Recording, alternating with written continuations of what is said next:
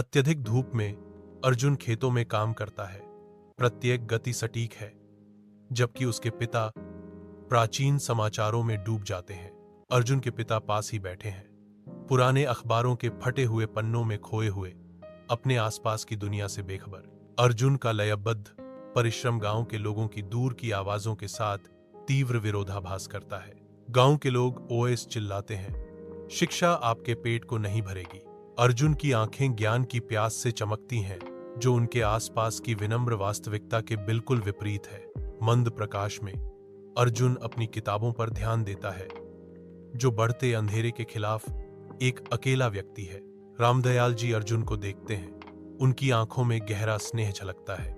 रामदयाल जी की धीमी आवाज चुप्पी तोड़ती है, बेटा, अगर तुम सचमुच पढ़ना चाहते हो तो मैं तुम्हें हर शाम पढ़ाऊंगा। अर्जुन की आंखें चौड़ी हो जाती हैं, आशा की एक चिंगारी से चमक उठती है। शाम की शांति में मिट्टी के तेल का दीपक उनके चेहरों पर एक गर्म चमक डालता है, जो उनकी साझा आकांक्षा का प्रतीक है। बाढ़ग्रस्त गांव एक उजाड़ क्षेत्र है, जिसके घर जलमग्न हैं, जबकि दुखी ग्रामीण बेतहाशा अपने प्रियजनों की तलाश कर रहे हैं। अराजकता के बीच अर्जुन गांव के युवाओं को एकजुट करता है।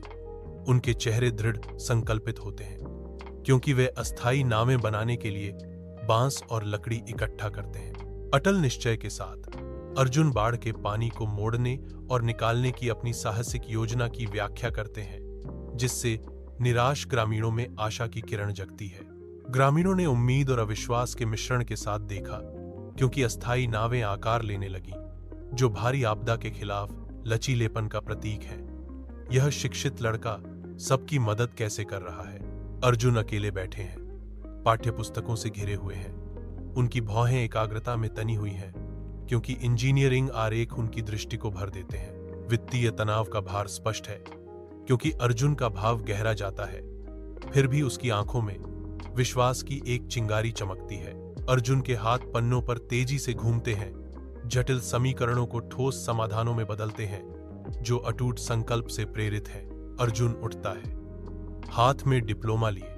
उसका चेहरा विजय और राहत से चमक रहा है, क्योंकि वह दृढ़ता से बने भविष्य में कदम रखता है। अर्जुन अपने गांव में आता है, उसकी निगाहें बदलाव पर टिकी हैं।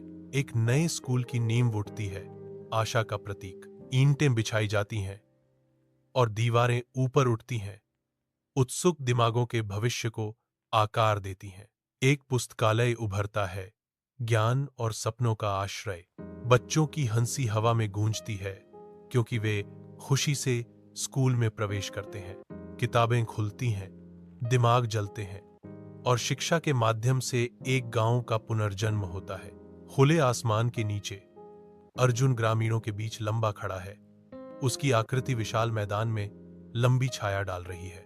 वह दृढ़ विश्वास से भरा हुआ अपनी आवाज में कहता है, देखो भाइयों, कड़ी मेहनत आवश्यक है, लेकिन ज्ञान के बिना यह अधूरा है।